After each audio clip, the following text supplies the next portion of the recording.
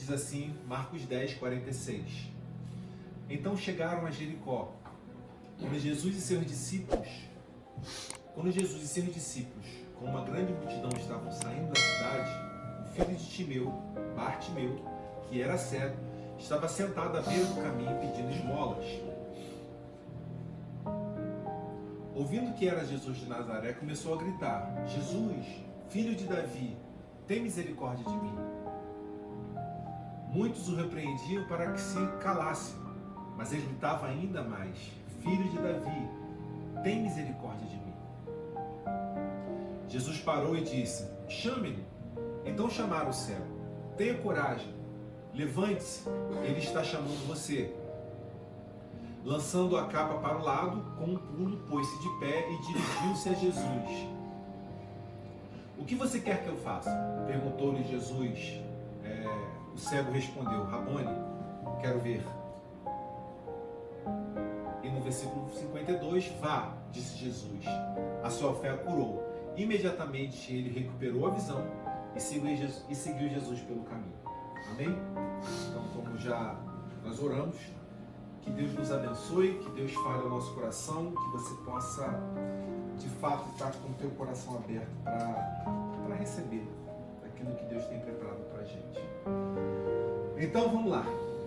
O homem que jogou fora o plano B, parte 2. Nós vamos trabalhar hoje três pontos. São os 3 últimos pontos que eu consegui enxergar nesse texto. E o primeiro ponto para hoje é: Jesus não vai até Bartimeu. Ele o chama para um movimento. Jesus não vai até Bartimeu.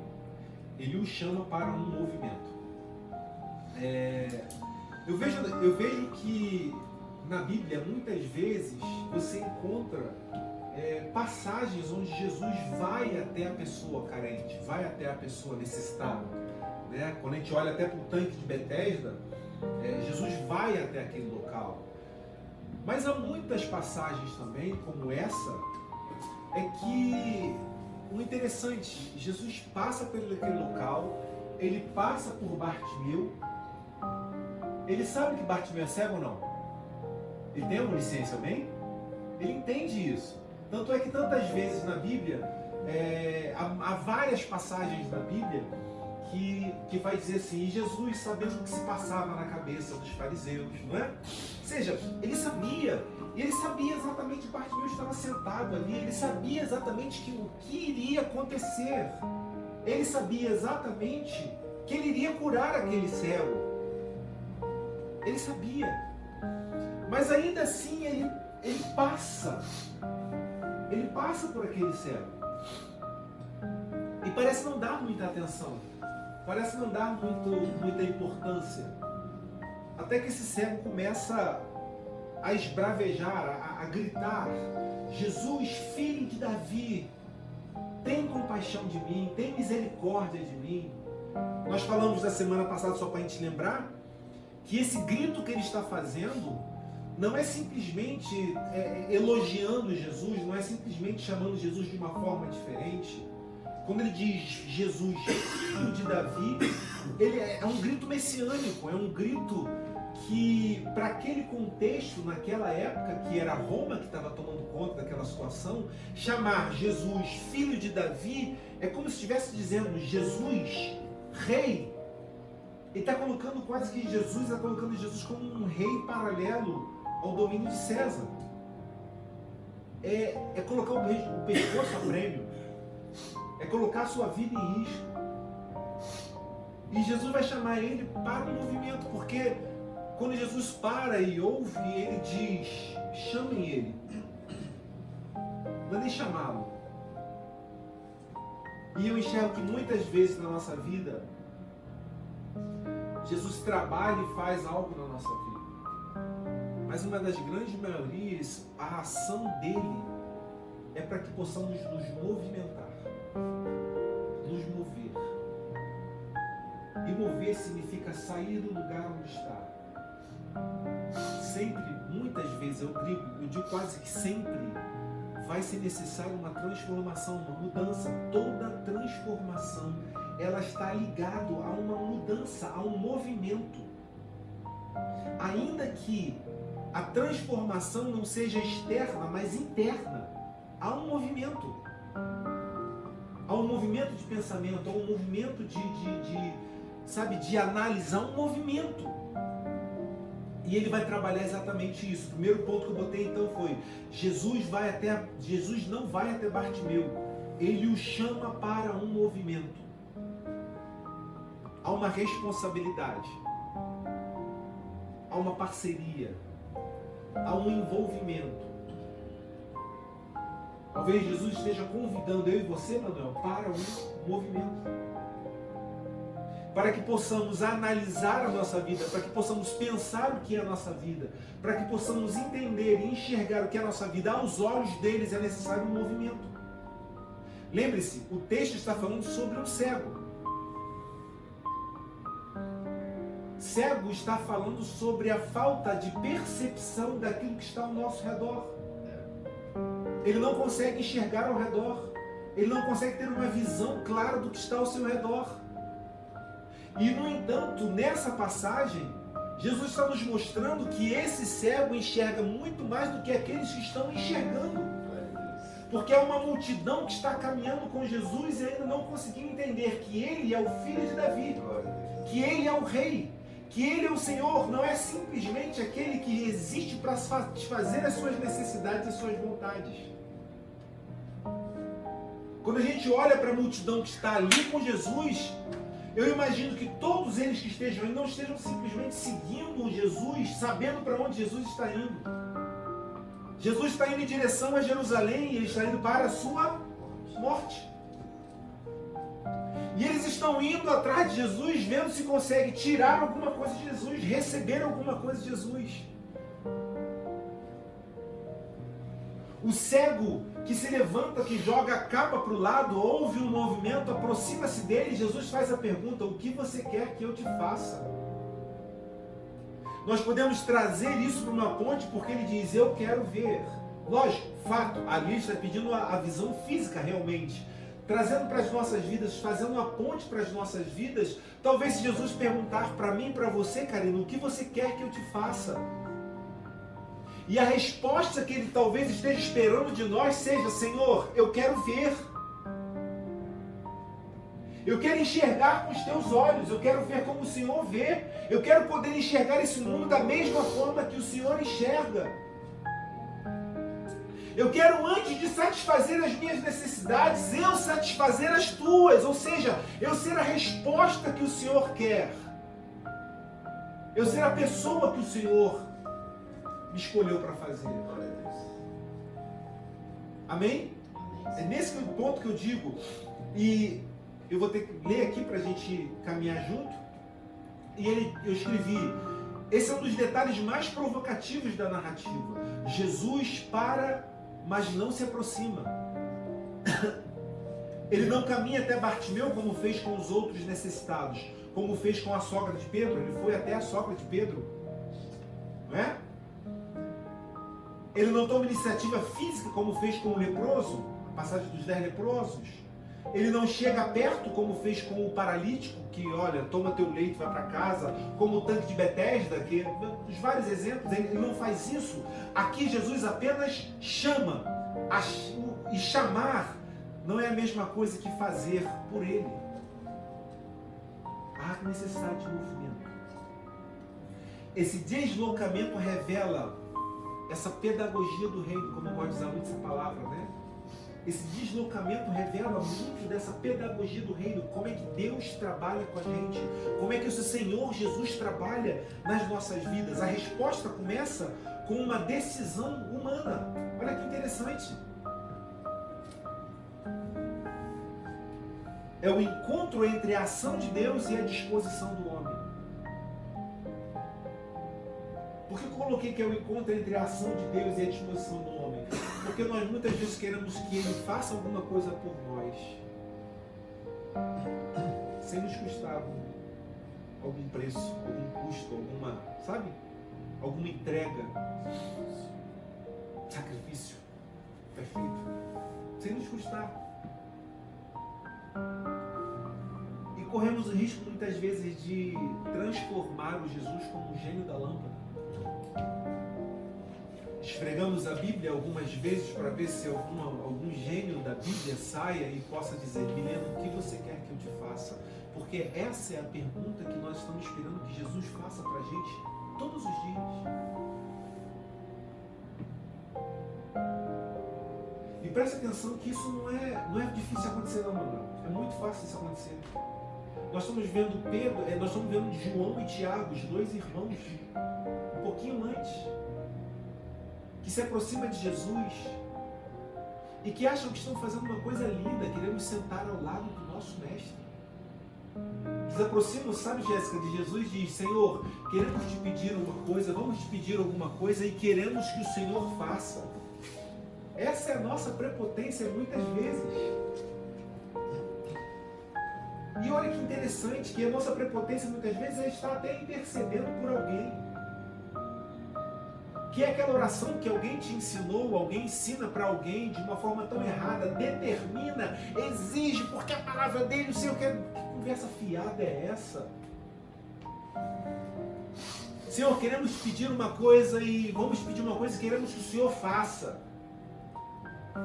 E aí vem a pergunta de Jesus, que eu acho que é o que a gente mais quer ouvir. Ele pergunta: Marco, o que você quer que eu faça? Pronto, colocou um papel e uma caneta nas nossas mãos, livre, com a liberdade qualquer de você pedir qualquer coisa a Jesus. E aqueles homens, então, movidos pela sua vontade de posição, movidos ainda que pensando ser isso espiritual e voltados para o Senhor, porque eu quero sentar ao lado do meu Senhor, eles não conseguem enxergar ao seu redor. Eles não conseguem enxergar que mais importante não eram eles, mas eram aqueles que estavam ao seu redor. E ele diz: Senhor, permita que quando chegarmos à tua glória, possamos sentar um à tua direita e outro à tua esquerda. Mas a pergunta foi feita: o que você quer que eu te faça? Quando ele chega nesse cego, ele pergunta a mesma coisa. Bartimeu, o que você quer que eu te faça? É a mesma pergunta. Mas pelo fato da visão estar diferente, do coração estar diferente, o cego responde: Senhor, eu quero ver.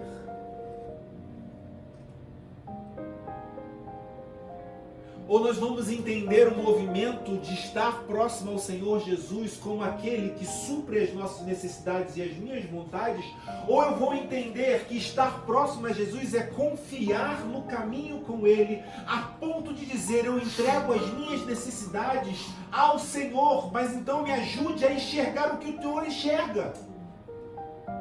Me ajude a ver o que o Senhor vê.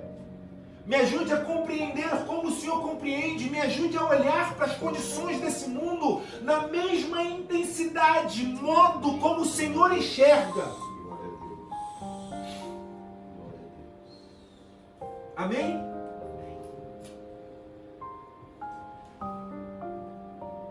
Então, a fé não é passividade emocional, ela é movimento. Fé não está ligada a emocional. Porque se nós estivermos entendendo que a fé está ligada a emocional, então nós somos uma pessoa agitada e impelida como as ondas do mar. Ela está ligada a movimento,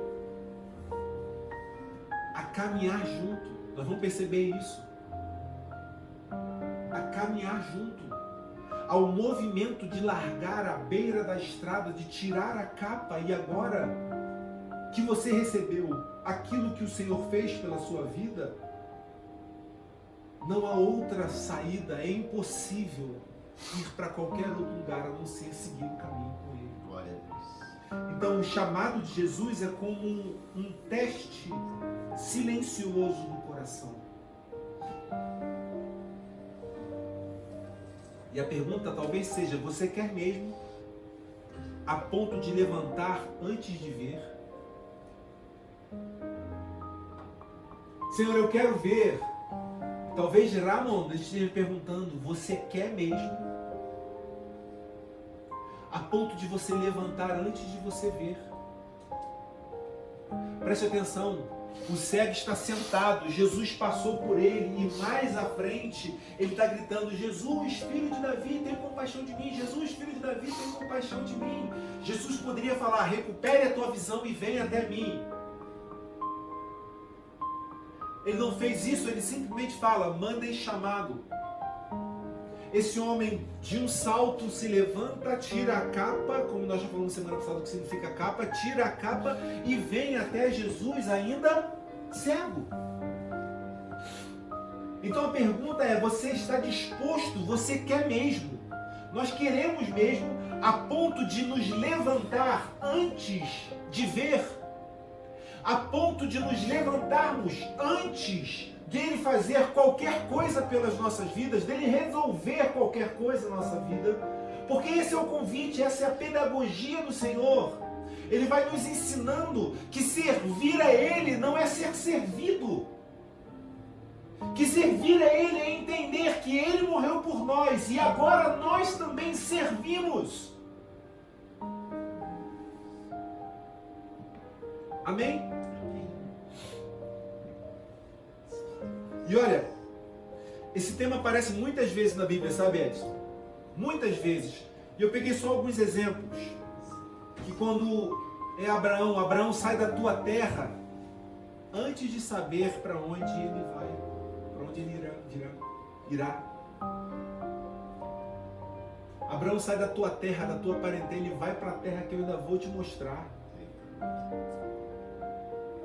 É movimento, com confiança. Ele poderia dizer assim: eu tô com a minha vida estabelecida aqui. Está tudo estabelecido aqui. Depois de muitos anos eu tenho a minha família, eu tenho minha casa, eu tenho minha criação, eu tenho minhas coisas, eu tenho tudo aqui. Por quê? Por que eu tenho que sair daqui?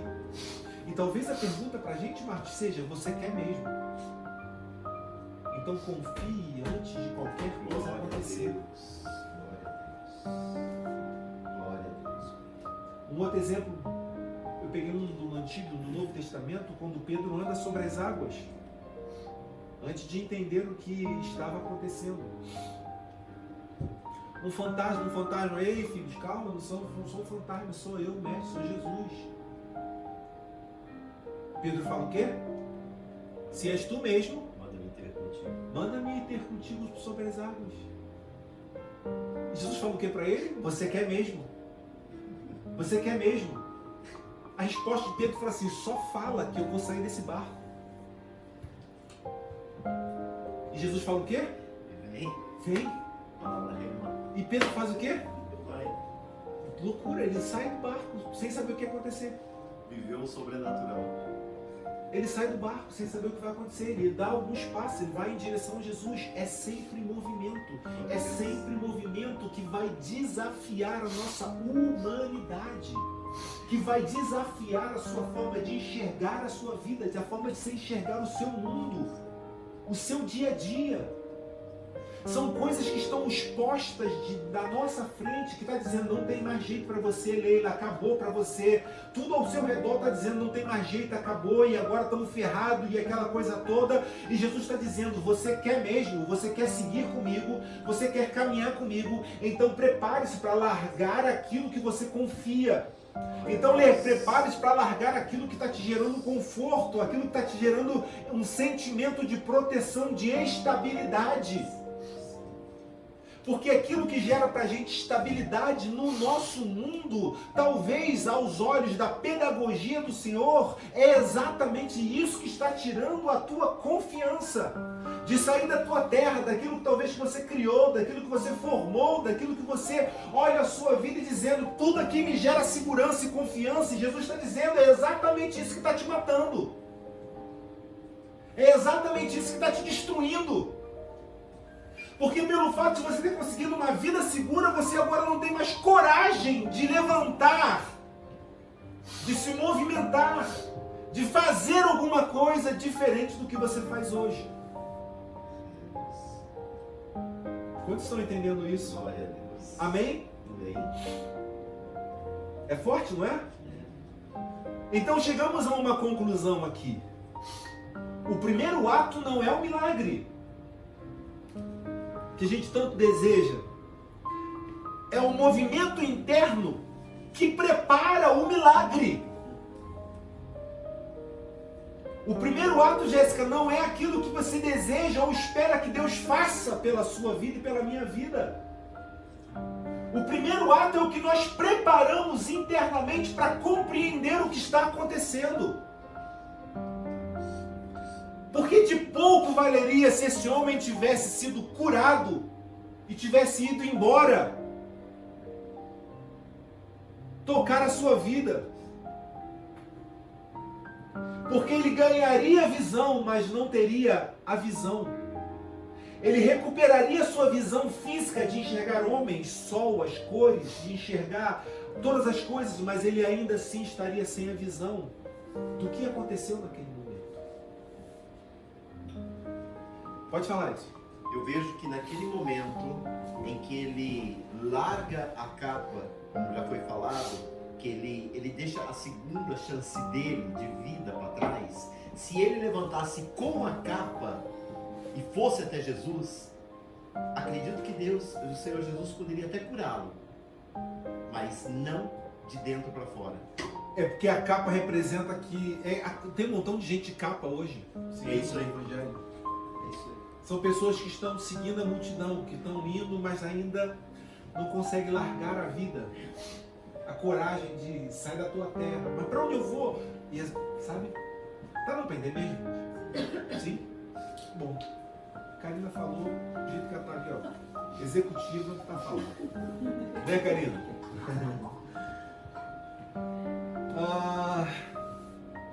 Quando Jesus diz chame-no, ele está dizendo eu me movo, agora você precisa se mover também.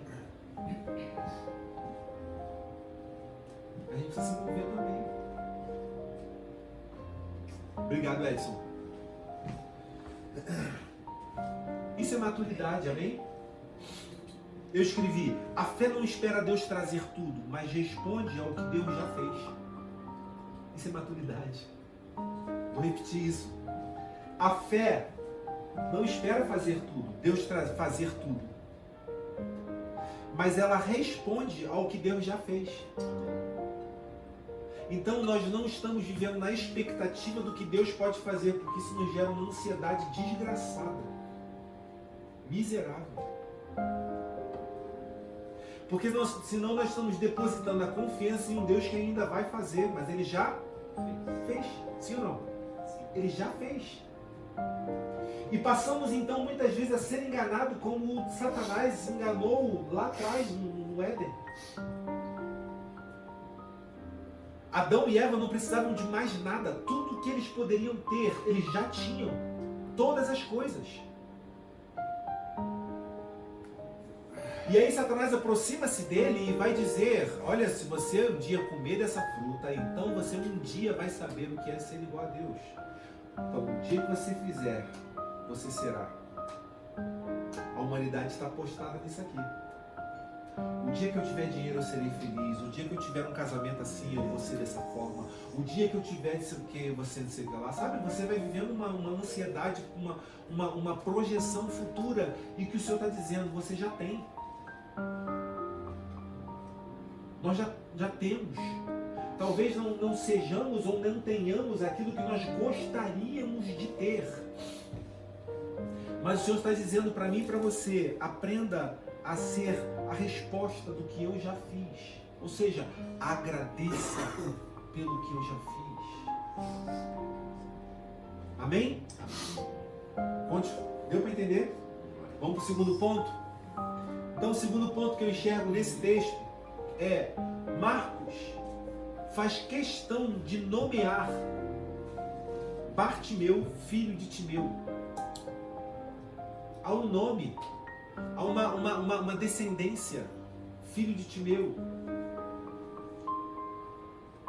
Essa parte eu acho bem interessante. Marcos é o evangelho mais direto que temos. Ele é o evangelho mais direto que temos. Ele não é tão emocional quanto o evangelho de João, né? Ele não desperdiçava palavras. Então, quando ele para o texto para dizer Bartimeu, filho de Timeu, ele está fazendo mais do que informar. Preste atenção nisso. Ele está fazendo o que eu percebi? Ele está restaurando identidade antes de falar da dor. Ele está restaurando a identidade desse homem antes de falar da dor. E olha aqui, por que eu enxergo isso nessa passagem? Esse homem é o que? É um cego. Nessa cultura judaica ele é um anátema. Um anátema significa ele é um amaldiçoado de Deus. Então o trabalho e a vida dele era sentar na beira do caminho e depender da esmola de outras pessoas. O Edson nos ensinou semana passada que essa capa era o próprio governo que dava e cedia para aqueles mendigos para que servisse como cobertor, como cama, como identificação, exatamente. A identidade de quê? De um mendigo, de alguém que está à beira do caminho. As pessoas não tratavam ele como um nome, como uma identidade, mas era um mendigo. Um amaldiçoado. Há um coxo que é da mesma forma que um cego, que está sentado à porta do templo Formosa por anos e anos, esperando, que é a porta do templo, né? Esperando que alguém desse uma esmola, e que as pessoas passavam por ele que nem ninguém percebia aquele homem que estava ali, porque era como uma planta, era como um nada. Bartimeu também. Você consegue entender isso? E aí quando a gente olha o Senhor Jesus dizendo, Bartimeu, filho de Timeu. Cara, eu falei assim, meu Deus, isso aqui é interessantíssimo. Eu lendo isso, eu fiquei lendo várias vezes, pesquisando, eu falei, isso aqui é muito forte. Porque eu fiquei pensando, ele não está simplesmente curando uma cegueira. Porque antes da cegueira, ele está restaurando a identidade antes de falar da dor dele.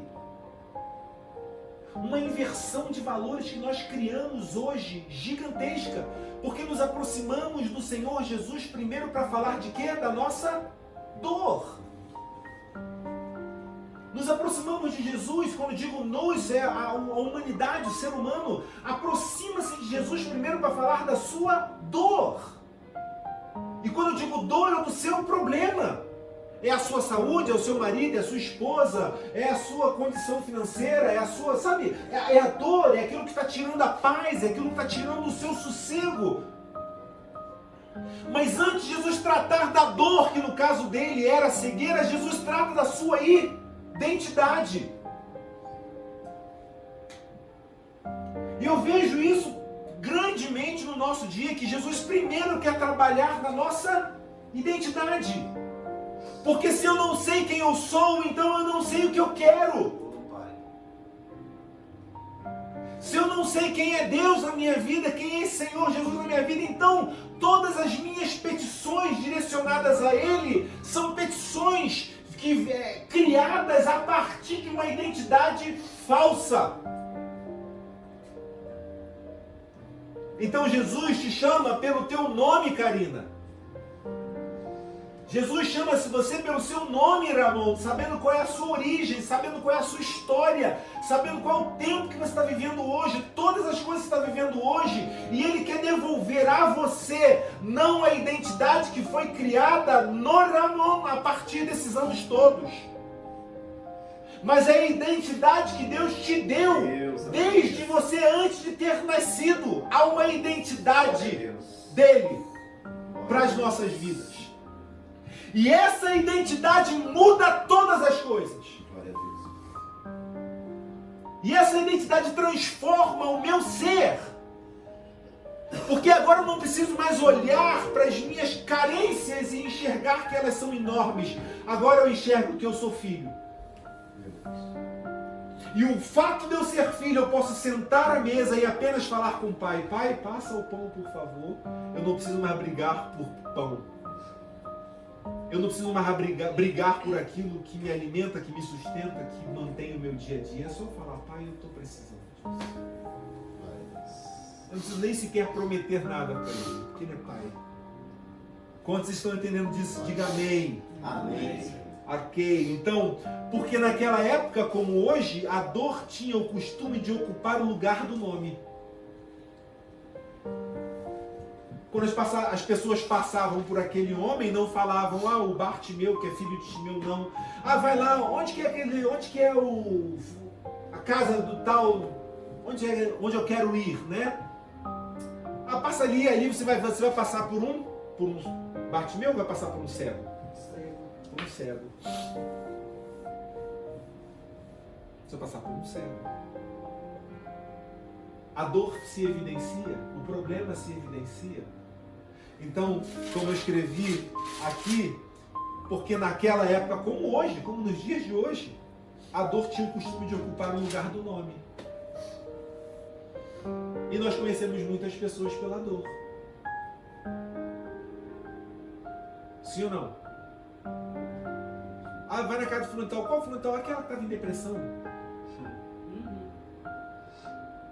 Aquela que deu para entender? Deu para matar ela? Ok.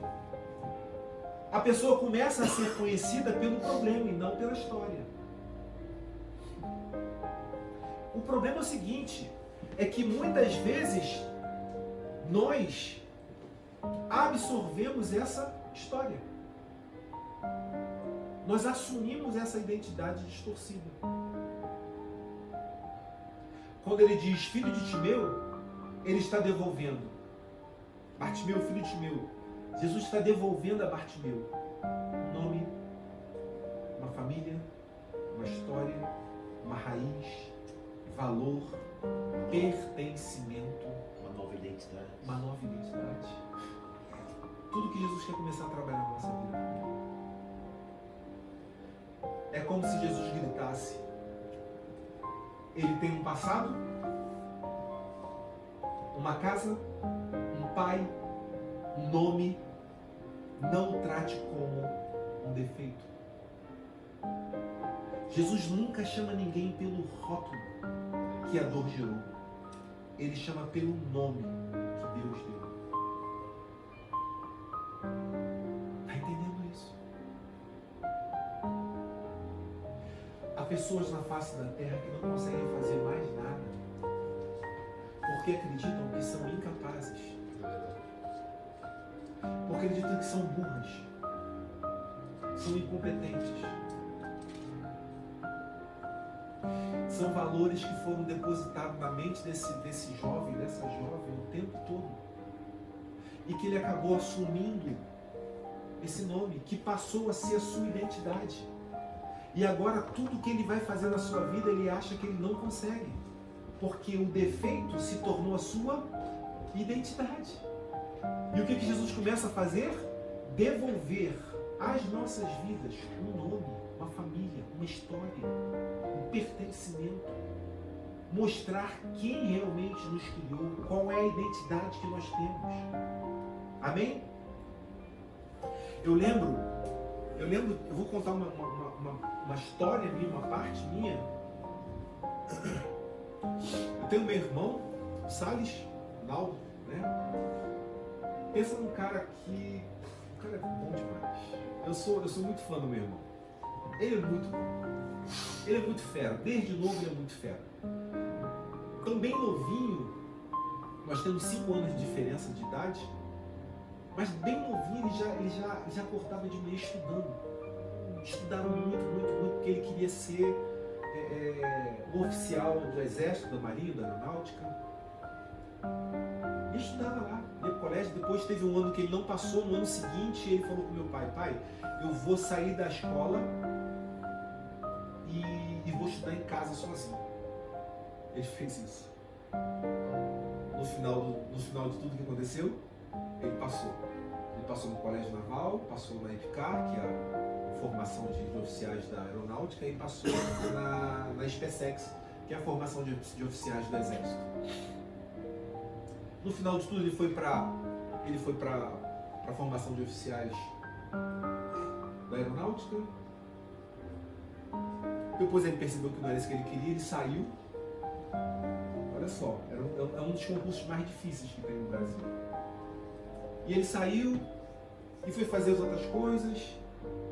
E depois, para não ficar parado, eu gosto muito de matemática, foi fazer uma faculdadezinha de matemática e fez a prova da UERJ, que é a faculdade pública do Brasil do mundo. Passou. E tudo que ele faz, ele diz, se eu fizer eu passo. E passa dele. Só que por outro lado, eu era o irmão. E aí eu não tinha como competir com ele. Então eu fui o quê? O oposto. Não queria nada com estudo, não queria nada com nada. E aí começou lá ainda na minha infância uma frase a ser falada. Que minha mãe falava para todo mundo. O Léo é inteligente, ele só é preguiçoso. Num afã de me proteger, ou de... Só que eu era um inteligente, só era preguiçoso. E aí o que aconteceu? Isso foi entrando. Assumi a identidade de não querer fazer nada. De achar que tudo que eu fizesse não seria bom. Não daria certo. Isso acontece sem a gente perceber. Porque isso vai entrando no seu íntimo, no teu coração, e isso vai se tornando você. Só que é uma mentira. Então, antes de qualquer coisa, o que Deus queria fazer na minha vida, na vida de tantas pessoas, é devolver quem você realmente é. E sabe como isso aconteceu?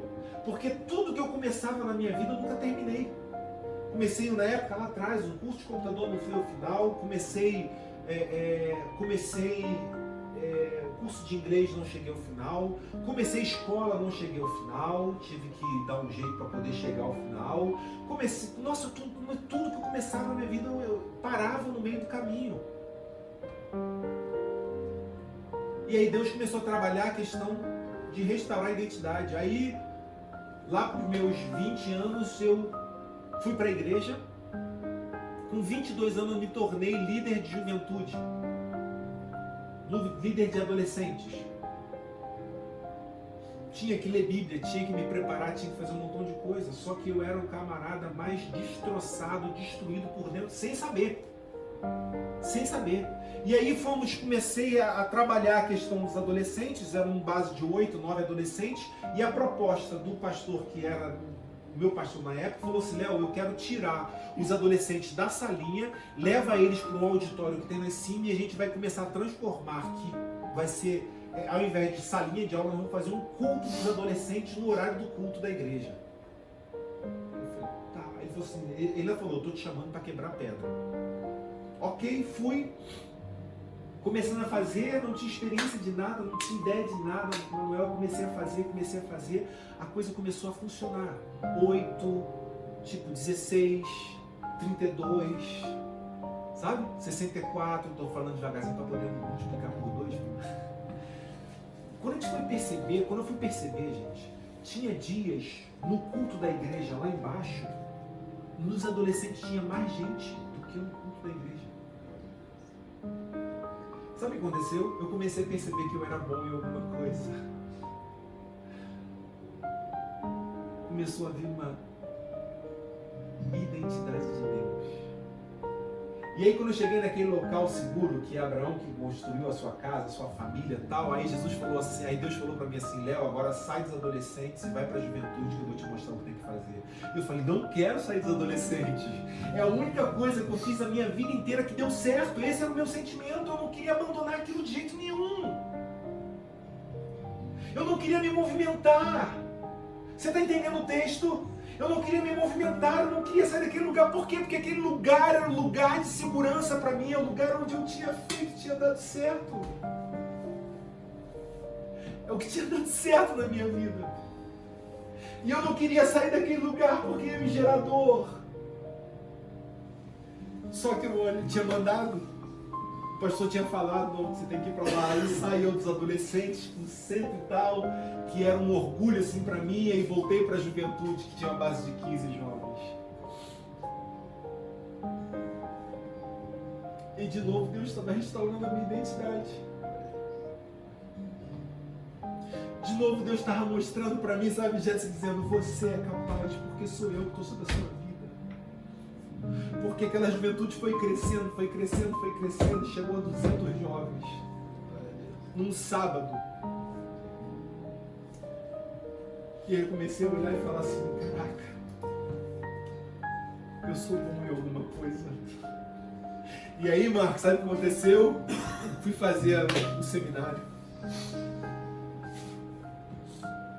Porque eu tinha encontrado a minha identidade.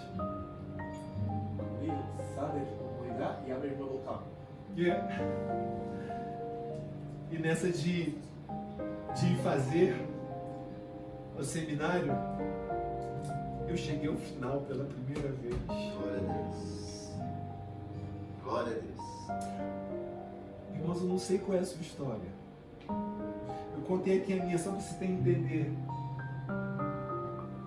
Deus trabalha primeiramente na nossa identidade, não na nossa necessidade. Há uma identidade de Deus para você, amém? Amém? Amém. Então hoje eu não sou mais inteligente, só preguiçoso. Hoje eu tenho me transformado a cada dia na resposta que Deus quer. Glória a Deus. Entendendo hoje que a gente pode ser bom em alguma coisa, amém? Eu posso ser bom em pregar. Isso não está errado, você reconhecer que você faça alguma coisa boa. Mas hoje eu entendo que é a mão dele, que é o jeito dele, que é da forma dele, que é ele que faz. Quando Marcos escreve seu nome e sua origem, ele está dizendo, antes da dor chegar, já havia história aqui. Antes da comparação chegar com alguém, ele é inteligente, mas é preguiçoso, já havia uma história de Deus. Antes da dor chegar, já há uma história aí.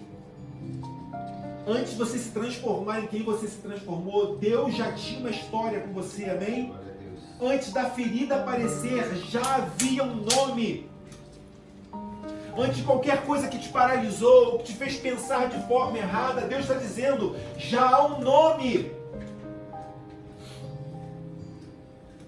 É impossível não ver o quanto isso conversa com a vida real.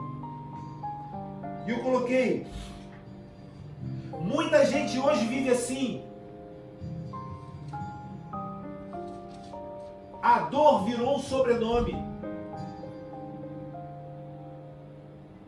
Aquilo que alguém disse sobre você, aquilo que alguém te comparou, aquilo que alguém te tocou, aquilo que alguém te violou, aquilo que alguém fez o que você não queria, mas aconteceu. E isso marcou a tua vida e você a carrega e arrasta isso até hoje. E essa dor não é você aos olhos de Deus. Quando Deus chama Bartimeu pelo nome e fala lá quem é a família dele, antes dele enxergar, Deus está devolvendo a identidade a esse homem. Aquilo que alguém fez, aquilo que aconteceu, virou identidade sem a pessoa perceber. Amém? Quando uma identidade se instala, o coração começa a viver a partir dela. Postergar quer dizer deixar para depois. E uma das coisas que a Adriana me ensinou muito, e isso aqui era muito eu. Eu fazia, mas sempre deixava para depois até o último momento. Que é a questão que o pessoal fala muito, que olha a identidade do brasileiro. O brasileiro deixa tudo para a última hora. Identidade. E a Adriana falava sempre comigo, Gemacht ist gemacht. O que está feito, está feito. Tem que fazer, faz logo. Hoje eu sou assim muito. Eu vou fazer, então vou fazer logo. Duvidar da própria capacidade. Evitar se sentir incompetente. Eu já dei exemplo, amém? Já deu para guardar aí? Foi? Não porque você é, mas porque alguém disse que era. E é isso que o texto mostra. A ferida começa com um fato, mas tenta virar nome.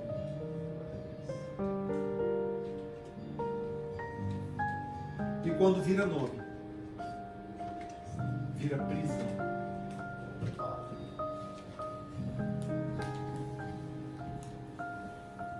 Vou repetir isso para você guardar no coração. A ferida começa com um fato e tenta virar nome. E quando vira nome, vira prisão.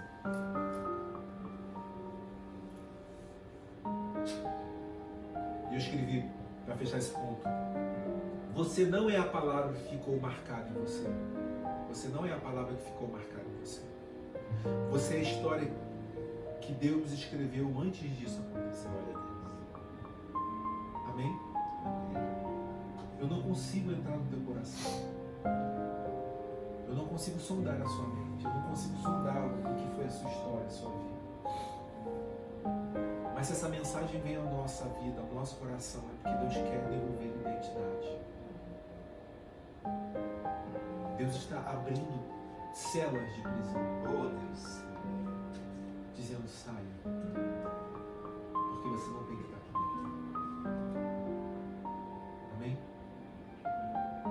É como se Jesus estivesse dizendo: eu não te chamo pela ferida, eu te chamo pelo teu nome. Glória a Deus.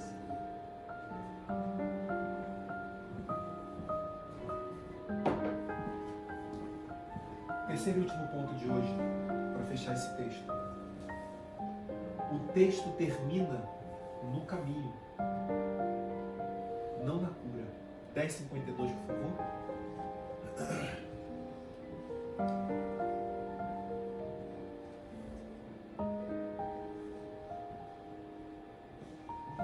Vá, disse Jesus. A sua fé o curou. Olha que coisa interessante. Jesus não faz isso esperando que por obrigação nós possamos responder alguma coisa. Ele te deixa livre. Ele curou o cego e disse o quê? Ele não falou vem. Ele falou vá. Está entendendo? Jesus deixa livre. A escolha é sua. A decisão é sua. A sua fé o curou. Imediatamente ele recuperou a visão. Amém? E ele foi ou veio? A visão e seguiu Jesus pelo caminho. Ele livre disse: eu escolho seguir. Eu escolho caminhar. Aleluia.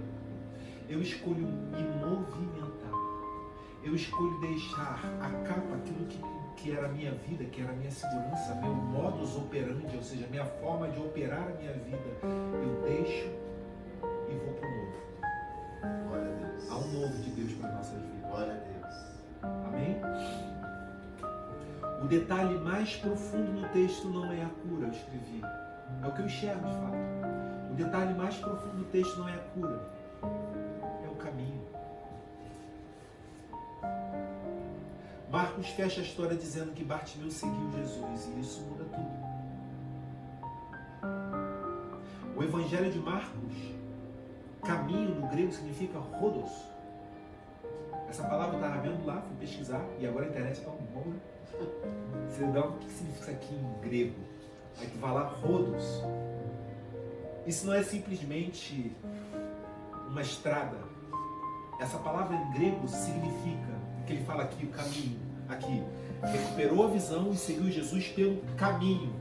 E a gente pensa simplesmente caminho é um local, uma estrada que a gente vai seguir junto. Mas a profundidade do texto é maior. Porque essa palavra caminho no grego significa o seguinte: é o processo, é direção, é decisão, é vida após o milagre. Muda tudo. Porque a gente pensa apenas num caminho. Então agora eu estou seguindo Jesus pelo caminho. Mas havia uma multidão também seguindo Jesus pelo caminho. Só que o caminho que eles estão trilhando é diferente. Há uma multidão que está seguindo um caminho sem entender que aquilo ali é um processo. Apenas estão sendo levados. Lembra que nós falamos sobre isso? Levados pelo fluxo, semana passada? Efeito manada, perfeito. É a mulher do fluxo de sangue que estava, eu também usei isso como exemplo semana passada, a mulher do fluxo de sangue, que é uma multidão apertando Jesus, espremendo Jesus, querendo arrancar alguma coisa de Jesus, só que ela está no caminho diferente, na mesma direção, no mesmo sentido, mas o coração dela é diferente. A ponto de Jesus dizer, alguém me tocou. Os discípulos falam, não consigo compreender como alguém te tocou. Se eu posso dizer isso, que todos estão te tocando, te apertando, te espremendo. E ele diz, de mim saiu virtude. É um processo. Então Jesus nos convida, Manuel, para um processo.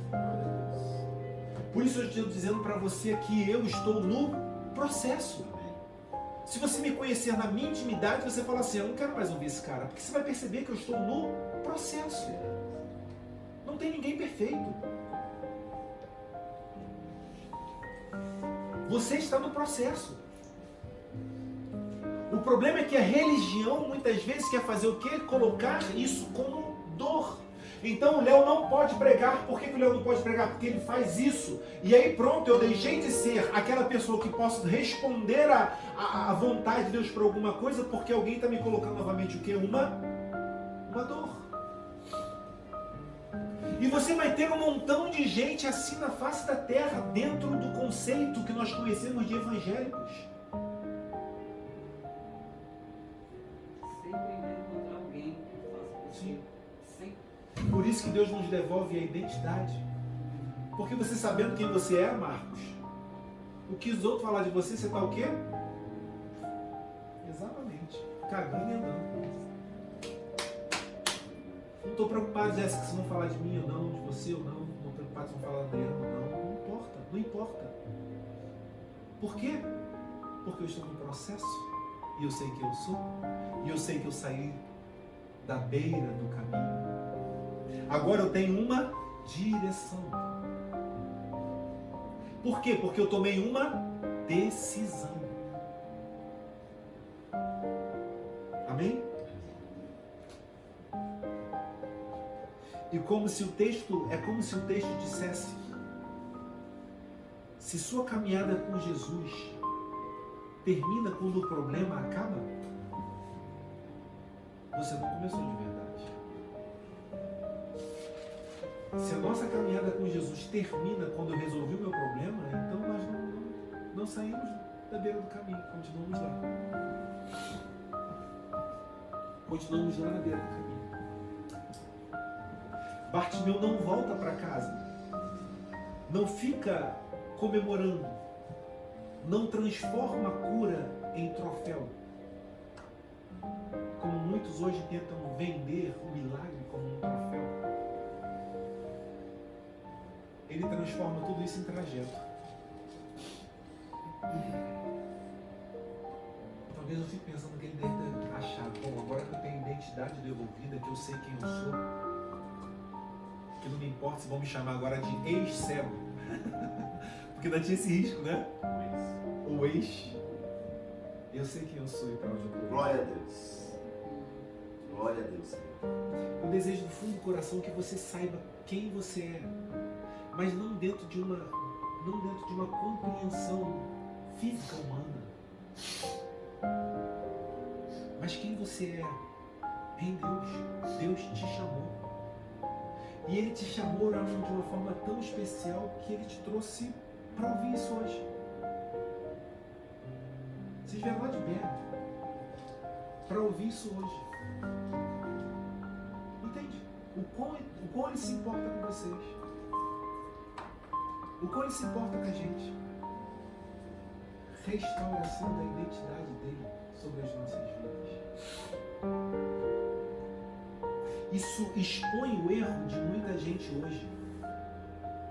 Qual que é o expõe o erro de muita gente hoje? Que eu fiquei pensando, né? Quando eu escrevi isso, eu fiquei pensando exatamente que a gente transforma, às vezes, a vitória num troféu. E isso expõe muita gente. Por quê? Porque a gente, às vezes, confunde alívio com transformação. Tem muita gente buscando o Senhor para ter o quê? Alívio. mas continuam sentados à beira do caminho. Jesus não quer simplesmente dar alívio, Ele quer mudar a sua identidade, a sua pessoa, quem você é, para que você possa agora, de uma forma diferente, encarar tudo aquilo que está vindo sobre a sua vida. Para fechar só com um exemplo como esse, a primeira coisa que Satanás tenta Jesus no deserto não é simplesmente transformar pedras em pães. Não haveria pecado algum nisso, mas ele está destruindo e tentando destruir a identidade de Jesus. Depois de 40 dias e 40 noites no deserto, a primeira coisa que Satanás pergunta a Jesus é o quê? Qual é a pergunta que ele faz? Se és filho de Deus, olha aí. Está tentando destruir o quê? A identidade dele. Quem você é.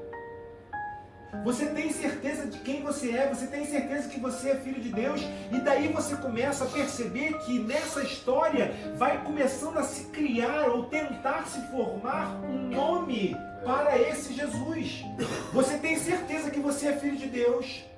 Você tem certeza que você é Ele mesmo, porque você está aqui 40 dias, 40 noites, você está com fome, você está com sede. Deus te abandonou, Deus te deixou a sua própria sorte. As feras do campo têm o que comer e você não.